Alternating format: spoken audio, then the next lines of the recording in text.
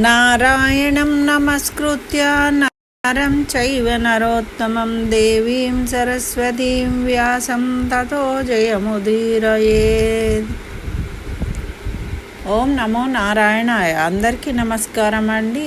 పరమ పవిత్రమైన వైశాఖ మాసంలో బహుళ ఏకాదశి ఇంకా చాలా విశేషమైన రోజు. ఈరోజు మహాద్భుతమైన ఒక అధ్యాయాన్ని మనము పారాయణం చేసుకుందాము. చక్కగా విని అందరూ తరించండి. ఆ లక్ష్మీనారాయణుల యొక్క అనుగ్రహంతోనే సుఖశాంతులను పొందండి. అయితే ఇప్పుడు ఈరోజు మనము 25వ అధ్యాయాన్ని పారాయణం చేసుకుంటాము వైశాఖ పురాణంలో. మరి నారదుల వారు అంబరీష మహారాజుతోని ఏమని చెప్తున్నారంటే, దేవముని శృతకీర్తి మహారాజుతో శంఖవ్యాధ సంవాదంను వివరిస్తూ ఉన్నారు కదా, ఆ విధంగా నేను నీకు తెలియజేస్తున్నా అని ఇలా చెప్తూ ఉన్నారు. మరి అప్పుడు కిరాతుడు ఏమని అడిగాడు శంఖుడిని. అడిగినప్పుడు ఆ శంఖుడు సమాధానం ఇస్తూ ఉన్నాడు, వివరిస్తూ ఉన్నాడు అన్నమాట. మరి కిరాతుడు ఏమడిగాడట అంటే, ప్రభువగు శ్రీహరి చేత సృష్టింపబడిన కోట్ల కొలది వేల కొలదిగా ఉన్న జీవులు మరి విభిన్న కర్మలు బహుమార్గములు కలవై విభిన్న స్వభావాలు కలిగి మిక్కిలి భిన్నంగా ఉన్నారు కదా, దీనికి కారణం ఏంటి? మరి అందరూ ఒక్కలాగా లేకుండా ఇంత విభిన్నంగా ఇంత తేడాలు కలిగి ఎలా ఉన్నారు? దీనికి కారణం ఏంటి? నాకు కాస్త వివరించండి అని శంఖుడిని అడిగిండట. అడిగితే అప్పుడు ఈ విధంగా తెలియజేస్తున్నాడు. కిరాత విను, మనకు 3 గుణత్రయము అంటే సత్వగుణము, రజగుణము, స్తమోగుణము అని 3 గుణాలు ఉంటాయి. ఆ గుణాలను అనుసరించి జీవులు ఏర్పడ్డారు. మరి రాజసులు రాజస కర్మలను చేస్తారు, తామసులు తామస కర్మలు చేస్తారు, సాత్వికులు సాత్విక కర్మలు చేస్తారు. మరి జీవులు తమ జీవనంలో చేసిన కర్మలను బట్టి వాళ్ళ గుణముల పాళ్ళు ఎక్కువ తక్కువ అవుతూ ఉంటాయి. అందువల్ల వారు ఎక్కువ కర్మకు ఎక్కువ ఫలాన్ని, తక్కువ కర్మకు తక్కువ ఫలాన్ని, పుణ్యపాపాల రూపంలో సుఖదుఖాలను పొందుతూ ఉంటారు. మరి ఈ జీవులు తాము చేసిన కర్మలను అనుసరించి ఒకప్పుడు దుఃఖము, మరొకప్పుడు సుఖము, మరి ఇంకొకప్పుడు భయము, ఇలాంటి ఫలాలను పొందుతూ ఉంటారు. మరి వీళ్ళందరూ కూడా ఈ మాయకు లోబడి ఈ 3 గుణాలకు బద్దులై తాము చేసిన కర్మలకు తగిన ఫలాన్ని పొందుతూ ఉంటారు నాయన. మరి ఈ కర్మలకు అనుకూలంగా తగిన ఫలితాలను పొందుతూ ఉంటారు కాబట్టి ఈ జీవులకే కానీ మాయకేమీ మార్పు ఉండదు. మరి తామసులైన వారు చాలా దుఃఖాలను అనుభవిస్తూ ఉంటారు. తామస ప్రవృత్తి గలవారై ఉన్నందుకు నిర్దయులై క్రూరులై ద్వేషంతోనే జీవిస్తూ ఉంటారు వాళ్ళు. కాబట్టి వాళ్ళు ఎప్పుడూ బాధపడుతూ ఉంటారు. వారు రాక్షస జన్మ మొదలుకొని పిశాచ జన్మాలు ఎత్తుతూ ఉంటారు ఈ తామస మార్గంను ఆచరించేవాళ్ళు. అదేవిధంగా రాజస ప్రవృత్తులు మిశ్రమ బుద్ధితో ఉంటాయి. పుణ్యపాపాలను రెండింటినీ చేస్తూ ఉంటారు వాళ్ళు. కొన్ని మంచి కార్యాలు చేసి పుణ్యం అధికంగా చేసిన స్వర్గం ఉంటుంది. మరి చెడు కార్యాలు చేసినప్పుడు పాపం ఎక్కువైనప్పుడు నరకాన్ని పొందుతూ ఉంటారు వాళ్ళు. మరి నిశ్చయ జ్ఞానం లేని వారై మందభాగ్యులై సంసార చక్రంలో భరిస్తూ ఉంటారు నాయన. అన్నీ మంచి కార్యాలు చేసిన వాళ్ళు చక్కగా పుణ్యాన్ని సంపాదించుకుంటారు. మరి సాత్వికులైన వారు ధర్మశీలులై దయాగుణులై, అంటే సాత్విక గుణమున్న వాళ్ళు మాత్రమే ధర్మాన్ని పాటిస్తారు, దయాగుణ విశేషులై శ్రద్ధ కలిగి ఉంటారు, మరి ఇతరులను చూసి అసూయపడరు, మరి వాళ్ళ ప్రవృత్తి ఎలా ఉంటుంది, తేజశాలురై ఉంటారు, జ్ఞానాన్ని కలిగి ఉంటారు. కాబట్టి శ్రీహరి సృష్టించిన జీవులు ఈ విధంగా ఈ 3 గుణాల వల్ల విభిన్నంగా వాళ్ళ కర్మలను అనుసరించి వాళ్ళు జీవిస్తూ ఉంటారు. మరి జ్ఞానవంతుడు స్వరూపమును చేరి సమర్థుడవుతూ ఉంటాడు. మరి సంపూర్ణ కాముకుడైన శ్రీహరికి భేదబుద్ధి అనేది లేదు. ఆయన దయా స్వభావం కలిగినవాడు. సృష్టి స్థితి లయములను సమంగానే జీవుల గుణ కర్మలను చేస్తూ ఉంటాడు. కాబట్టి జీవులందరూ తాము చేసిన గుణకర్మలను అనుసరించే తీరవలే, అనుసరించకుండా కుదరదు. ఫలములను, శుభములను, అశుభములను, సుఖమును, దుఃఖమును, మంచిని, చెడును పొందుతారు. వాళ్ళు చేసిన కర్మానుసారం వాళ్ళు ఫలితాలను తప్పకుండా పొందవలసిందే. మరి తోటను నాటిన వాడు అన్ని మొక్కలను సమంగానే పెంచుతాడు, అన్నిటికీ నీళ్ళు సమంగానే పోస్తాడు.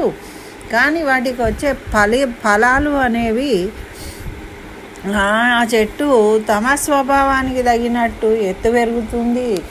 మరి అన్ని చెట్లు ఒకే రకంగా పెరగట్లేదు కదా. ఒక తోటలో ఉన్నా కూడా ఒకే రకమైన నీళ్ళను పోసినప్పుడు కూడా అలాగే భగవంతుడు సృష్టిలో అందరూ సమానులే. కానీ వారి గుణత్రయాన్ని అనుసరించి వాళ్ళ కర్మలను ఆచరించి ఇక్కడ కర్మానుభవం వలన వాళ్ళు ఆ విధంగా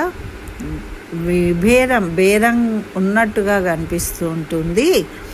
మరి తోటమాలి వివిధ రకాలైన చెట్లు వివిధ రకాలుగా ఉండడానికి తోటమాలి నీళ్లు పోయడం కారణం కాదు కదా. అదేవిధంగా సృష్టికర్త అయిన శ్రీమన్నారాయణుడు కారణం కాదు. జీవులు తాము చేసిన కర్మల ఫలాన్నే వారు అనుభవిస్తూ ఉంటారు అని శంకుడు ఈ జీవుల్లో ఉన్న వైవిధ్యానికి కారణం ఏంటో తెలియజేసిండట. అప్పుడు స్వామి మరి కిరాతుడు ఏమంటున్నాడంటే, సంపూర్ణ జ్ఞాన సంపద గల వారికి సృష్టి స్థితి లయములలో ఎప్పుడు ముక్తి కలుగుతుందో చెప్పు అని అడిగితే ఆ శంఖముని ఏమంటున్నాడంటే కాల ప్రమాణాన్ని చెప్తూ ఉన్నాడు. 4000 యుగాలు బ్రహ్మకు పగలవుతుందట. మరి 4000 యుగాలైతే రాత్రి అవుతుందట. ఎట్టి ఒక రాత్రి ఒక పగలు బ్రహ్మకు ఒక దినం అవుతుంది. మరి 15 దినములు ఒక పక్షము మనకు కదా. మరి 15 2 పక్షాలు కలిపితే ఒక మాసము, మరి 2 మాసాలు అయితే ఒక ఋతువు, 3 ఋతువులు అయితే ఒక అయనము, 2 అయనాలు అయితే ఒక సంవత్సరము.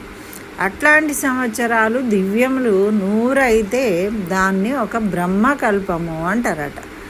ఒక బ్రహ్మకల్పము ముగిస్తే ప్రళయం ఏర్పడుతుందట. ఇది వేద విధులందు మానవులందరూ కూడా నశించినప్పుడు మానవ ప్రళయము అంటారట. మరి బ్రహ్మమాసంన ఒక దినము గడవగా వచ్చిన ప్రళయాన్ని దిన ప్రళయము అంటారట. బ్రహ్మమాసంన 100 సంవత్సరాలు గడిస్తే దాన్ని బ్రహ్మ ప్రళయము అంటారట. మరి ప్రళయము 3 విధాలు ఉన్నాయి కదా. బ్రహ్మకు ఒక ముహూర్త కాలం గడిస్తే మనువుకు ప్రళయం అవుతుంది, అంటే 100 సంవత్సరాలు. బ్రహ్మకు ఒక్క ముహూర్త కాలం 24 కాదు, ముహూర్త కాలం అంటే చాలా తక్కువ సమయం కదా. అంత తక్కువ సమయానికే మనకు 100 సంవత్సరాలు గడిచిపోతుంది అన్నమాట మన లెక్క ప్రకారం. ఎట్టి ప్రళయంలో 14 గడిస్తే దైనందిన ప్రళయము అంటారట. అప్పుడు మన్వంతరంలో 3 లోకాలు మాత్రమే నశిస్తాయి. ఈ మన్వంతరంలో. మరి చేతనులు మాత్రము నశించి అచైతన్యములగు లోకాలు నశించవు, జలపూర్ణములై ఉంటాయట. మొత్తము జల ప్రళయమే ఏర్పడుతుంది. అప్పుడు మన్వంతరం కాగానే చేతనులు తిరిగి జన్మిస్తారు. మరి ప్రళయంలో ఎలా ఉంటారు? లోకములతో పాటు నశించి బ్రహ్మ నిద్రిస్తాడట సత్యలోకంలో. అట్లా లోకములతో పాటు ఈ మిగతావన్నీ కూడా జలప్రళయంలో ఉంటాయి. మరి బ్రహ్మ నిద్రిస్తాడు కదా సత్యలోకం తప్ప మిగిలిన లోకాలన్నీ నశిస్తాయట. ఆ లోకాలకు అధిపతులు, లోకములు, చేతనములు అన్నీ నశించిపోతాయి. అప్పుడు తత్వజ్ఞానం గల దేవతలు కొందరు, మునులు, సత్యలోకాలో ఉన్నవారు మరి దినప్రళయం నశింపక బ్రహ్మతో పాటు నిద్రిస్తూ ఉంటారట. అంటే బ్రహ్మలోకంలో ఉన్న వాళ్ళు మాత్రము నిద్రిస్తూ ఉంటారు, వాళ్ళు నశించరట. మరి దినకల్పం పూర్తి అయినాక జ్ఞానులు అట్లే నిద్రిస్తూ ఉంటారు. రాత్రి గడవగానే మరల యథాప్రకారము జ్ఞానులకు మెలకువ వచ్చి బ్రహ్మ సృష్టి మరల మన్వంతరాలు ప్రారంభమవుతాయి. అట్లా ప్రళయం వచ్చి మొత్తము జలమయమైనప్పుడు తిరిగి ఆ బ్రహ్మగారు సృష్టిస్తాడట. మరి ఋషులను, దేవతలను, పితృదేవతలను, లోకాలను, ధర్మములను, వర్ణములను, దేశములను, శ్రీహరి అవతారాలను సృష్టిస్తాడు.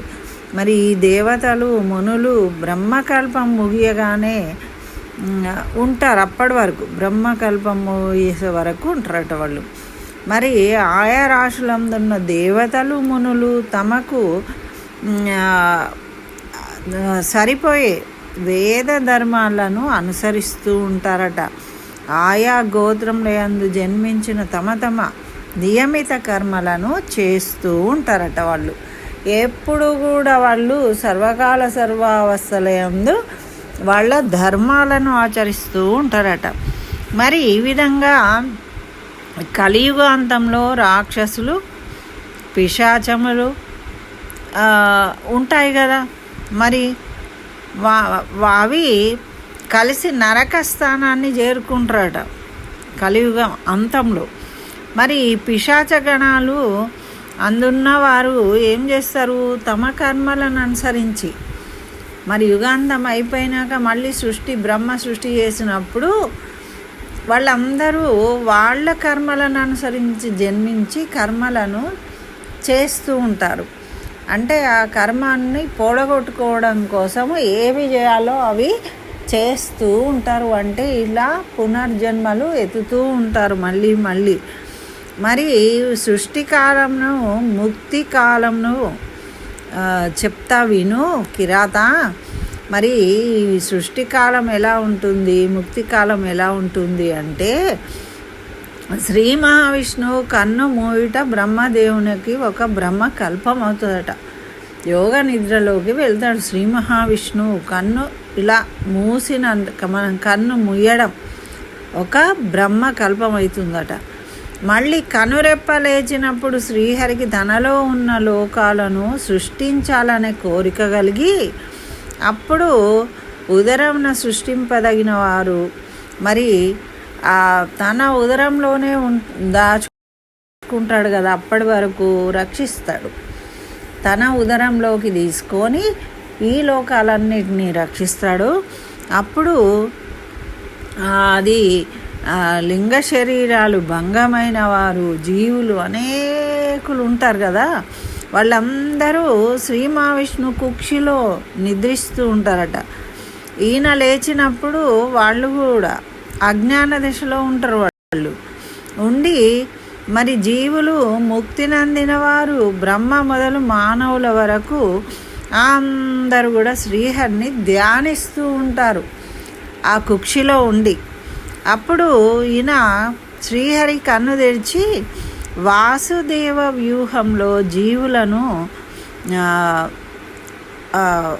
బ్రహ్మకు సాయుధ్యాన్ని ఇస్తాడట. అప్పుడు మరి కొందరికి తత్వజ్ఞానమును, సారూప్యముక్తిని, సామీప్యముక్తిని, సాలోక్యముక్తిని వారికి తగినట్లు అనిరుద్ధ వ్యూహాలను అనుసరించి వాళ్లకు ఆ విధంగా ముక్తినిస్తూ ఉంటాడట. మరి మాయా, జయ, కృతి, శాంతి అనే 4 శక్తులను, వాసుదేవ, అనిరుద్ధ, ప్రద్యుమ్న, సంకర్షణ అనే 4 వ్యూహాల నుండి శ్రీ మహావిష్ణువు ఈ పూర్ణకాముడై భిన్న కర్మలు చేసిన ఈ ప్రపంచాన్ని సృష్టిస్తాడట. ఏదో ఇష్టం ఉన్నట్టు తనకి ఇష్టం ఉన్నట్టు సృష్టించడం కాదు, దానికి ఒక సిస్టమ్ ఉంది అని మనకు తెలియజేస్తూ ఉన్నారన్నమాట. యోగమాయను ఆశ్రయించిన శ్రీహరి కన్ను మూయగా బ్రహ్మకు రాత్రి. మరి సంకర్షణ వ్యూహంలో సర్వము నశించిపోతుంది. శ్రీహరి కృత్యాలు బ్రహ్మాదులకైనా కూడా అర్థం కావు, ఎప్పుడు ఏది జరుగుతుంది అనేది అని శంకుడు ఈ విధంగా విష్ణువు సృష్టి ఎలా చేస్తాడో వివరించాడనమాట. అప్పుడు కిరాతుడు ఏమంటున్నాడంటే, శ్రీ మహావిష్ణువునకు ఇష్టమైన భాగవత ధర్మాలను వినగోరుతున్నాను, దయ ఉంచి నాకు వాటి గురించి వివరించండి అని అడిగిండట. అప్పుడు శంకుడు ఏమంటున్నాడంటే, ఆహా చాలా మంచి ప్రశ్న అడిగావయ్యా, చిత్తశుద్ధిని కలిగించే సజ్జనులకు ఉపకారము చేయు ధర్మము సాత్విక ధర్మము, ఎవరు నిందింపనిది శృతి ప్రతిపాదితము. అంటే మనకు ధర్మము చెప్పింది సనాతన ధర్మంలో నిష్కామము, లోకములకు విరుద్ధము కానిదే కరెక్ట్ ధర్మం అన్నమాట. మనం ఆచరించవలసినది అంటే మన కోరికలు ఉండవద్దు, దానివల్ల ఇతరులకు ఇబ్బంది కలగకూడదు, వాటిని ఆచరించాలట. సాత్విక ధర్మం అంటారు దాన్నే నాయన. మరి బ్రాహ్మణాది వర్ణముల చేత బ్రహ్మచర్యాది ఆశ్రమములలో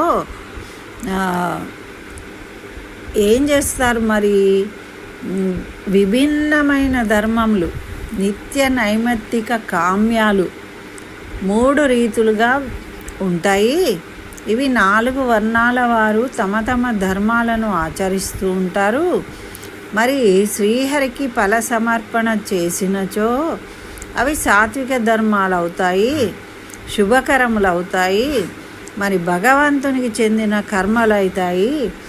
సాత్విక గుణం కలిగి చేసిన కర్మలన్నీ కూడా అంటే కోరికలు లేకుండా ఫలాపేక్ష రహితంగా ఇతరులకు ఇబ్బంది కలిగించకుండా ఆనందపరిచే విధంగా ఉన్న కర్మలన్నీ కూడా సాత్విక కర్మలు, అవి శ్రీహరికి ఇష్టములు.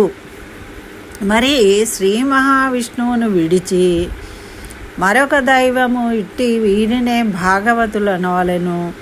ఎవరి చిత్తము విష్ణువునందు ఉంటుందో, నాలుక శ్రీహరిని ఉచ్చరిస్తుందో, హృదయము విష్ణుపాదములయందు ఉంటుందో వారే భాగవతులు. మరి ఇలా దైవాన్ని ఎవరు స్మరిస్తారో వాళ్ళే భగవంతుణ్ణి స్మరించే వాళ్ళు భాగవతులు. వీళ్ళు సదాచారములందు ఆసక్తి కలిగి ఉంటారు, అందరికీ ఉపకారం చేస్తూ ఉంటారు. మమకారం లేనివారు అంటే ఎవరి పట్ల ప్రత్యేకమైన శ్రద్ధ ఉండదు, అందరి పట్ల సమానమైన భావం కలిగి ఉంటారన్నమాట. అలా ఉన్నవాళ్ళు భాగవతులు. మరి వీళ్ళు శాస్త్రములు, గురువు, సజ్జనులు, శాస్త్రములు, గురువు, సజ్జనులు, సత్కర్మలు, రాజధర్మములు, యక్షులు, రాక్షసులు, పిశాచాదులు. మరి ఈ విధంగా సజ్జనులేమో సత్కర్మలు చేస్తారు, మరి రాజధర్మములు ఎవరు చేస్తారు? యక్షులు, రాక్షసులు, పిశాచాదులు, దైవములు. వీరిలో హింసా స్వభావులు ఉంటారు వీళ్ళల్లో. మరి వీరు ధర్మములను తామసములు సత్వగుణము గలవారై ఉంటారు. ఒక్కొక్కసారి అప్పుడే సత్వగుణం కలిగి ఉంటారు, అప్పుడే తామస గుణాన్ని కలిగి ఉంటారు. విష్ణు ప్రీతికరమైన శుభప్రదమైన ధర్మాలను నిష్కామముగా చేయుతారు. మరి సజ్జనులు నిష్కామంగా చేస్తారు. విష్ణువుపై భక్తి కలిగి ఉంటారో వారు భాగవతులని పిలువబడతారు. ధర్మాలను నిష్కామంతో చేస్తారు కాబట్టి. మరి వేదశాస్త్రములలో చెప్పిన శాశ్వతమైన విష్ణు ప్రీతికరమైన ధర్మాలను ఆచరించేవారు అందుచేత భాగవతులను పిలువబడతారు. మరి అన్ని దేశాలు తిరుగుతూ ఉంటారు వాళ్ళు. ఎక్కడో ఒక చోట సుఖాలపై, ఇహలోకంలో ఉన్న సుఖాలపై ఆసక్తి లేకుండా అందరూ వారు తెలుసుకున్న విషయాలను ప్రచారం చేస్తూ ఆనందపడుతూ తిరుగుతూ ఉంటారు. ఒకటే చోట ఉండరు వాళ్ళు. మరి వీళ్ళు భోగములన్నీ జ్ఞానులకు ఉపయోగించవు. ఇప్పుడు మనం ఏవైతే భోగాలు రోజు రోజుకు అడ్వాన్స్ అయిపోతూ ఉన్నాం కదా, సుఖ భోగాలు ఏవేవి పొందాలని కోరుకుంటున్నామో ఆ జ్ఞానులు సాత్విక గుణం గల వాళ్ళు వాటి మీద ఆసక్తి ఉండదు వాళ్ళకు. వాళ్ళు విషయ వాసనల పట్ల దూరం అయి ఉంటారన్నమాట. మరి శాస్త్ర విషయాలను వినడము సజ్జనుల మనస్సు ప్రదీప్తమై ఉంటుంది. మరి సూర్యకిరణాలకు సూర్యకాంత శిల మండినట్లు కోరిక లేని జనులలో శ్రద్ధతో కూడి విష్ణు ప్రీతికరమైన పనులు చేస్తూ ఉంటారు భాగవతులు. మరి హియాపరలోకంలో కలిగించు విష్ణు ప్రీతికరమైన గుణాలు సర్వ దుఃఖాలను నశింపజేస్తాయి. మరి మా కోరికలు లేనప్పుడు మాకు దుఃఖం ఉండదు. భగవద్గీతలో కూడా చెప్పింది అదే కదా. మరి పెరుగును మదిస్తే సారభూతమైన వెన్న ఎలా వస్తుందో అట్లా ధర్మముల సారము వైశాఖ ధర్మములు. ఈ మొత్తం ధర్మాల సారమే వైశాఖ ధర్మాలు. శ్రీహరి లక్ష్మీదేవికి పాల సముద్రంలో ఉన్నప్పుడు పాన్పపై ఉండి ఆమె పాదాలు నొక్కుతూ ఉన్నప్పుడు ఈ విషయాలు చెప్పిండట. అట్లా బాటసార్లు మరి ఏం చేయాలని చెప్పిండు అంటే, బాటసార్లకు నీడనిచ్చే మండపాలను, చలివేంద్రాలను ఏర్పరచడము, విసనకర్రలు విసరడము, గొడుగు దానం చేయడము, చెప్పులు దానం చేయడము, కర్పూరము గంధము దానం ఇవ్వడము, మనకి ఇంకా శక్తి ఉంటే తటాకాలను దవ్వించడము, సాయంకాలం పానకము పుష్పాలను ఇవ్వడము, తాంబూలం ఇవ్వడము, ఆవు పాలు మరి ఉప్పు కలిపిన మజ్జిగను ఇవ్వడము బాటసార్లకు.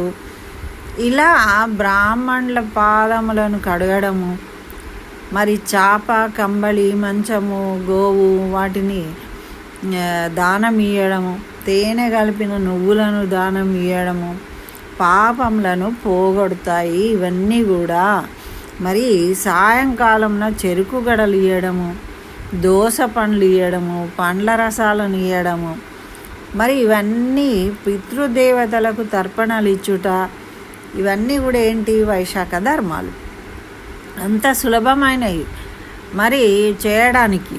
మరి వీళ్ళు ఏం చేయాలి మరి ఇవి ఆచరించే వాళ్ళు అంటే, ప్రాతకాలంలో స్నానం ఆచరించాలి, వాళ్లకు ఆచార ప్రకారం ఉన్న సంధ్యావందనాలు చేసుకోవాలి, శ్రీహరిని పూజించి శ్రీహరి కథలను వినాలి, యథాశక్తి దానాలు చేయాలి. మరి వైశాఖ మాసంలో తలంటి పోసుకోకూడదు, నూనె పెట్టుకోకూడదు, కంచు పాత్ర అంటే పళ్ళాలలో తినకూడదు, ఆకులలో తినాలి. మరి ఇట్లాంటివి ఉల్లి వెల్లి మాంసం ఇటువంటివి భక్షించకూడదు. మాటలను పనికి మాలిన పనులను వైశాఖ మాసంలో అసలే చేయకూడదట. పనికిరాని మాటలు, వాళ్ళ మీద ముచ్చట్లు వీళ్ళ మీద ముచ్చట్లు పెట్టకూడదు. సొరకాయ వెల్లుల్లి నువ్వుల పిండి చద్దన్నము నేతి బీరకాయ వాటిని వైశాఖ మాసంలో విడవాలి, తినకూడదట. సొరకాయ బచ్చల కూర తినకూడదట, ములక్కాడలు తినకూడదట, పండని వండని పదార్థాలు ఉలవలు ఇట్లాంటి ఏవి కూడా తినకూడదట. ఒకవేళ పైన చెప్పబడిన వాటిని దేన్ని భుజించినను 100 మార్లు నీచ జన్మలు ఎత్తుతారట, తుదకు మృగమై జన్మిస్తారట. దాంట్లో సందేహం ఏమీ లేదట.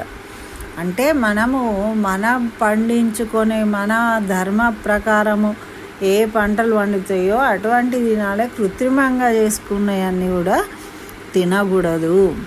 మరి ఇట్లా శ్రీహరి ప్రీతిని కోరి వైశాఖ మాసం అంతా వ్రతం చేసి మరి ఆ మాసంలో ప్రతిదినము పూజించిన లక్ష్మీనారాయణల విగ్రహం ఉంటే ఆ ప్రతిమను వెండిది కావచ్చు, ఇత్తడి పంచలోహాలు కావచ్చు, శక్తి ఉన్నవాళ్ళు బంగారుది కావచ్చు, దాన్ని వస్త్రములు దక్షిణ యథాశక్తి వైభవంగా ఒక బ్రాహ్మణునికి దానం ఇవ్వాలి.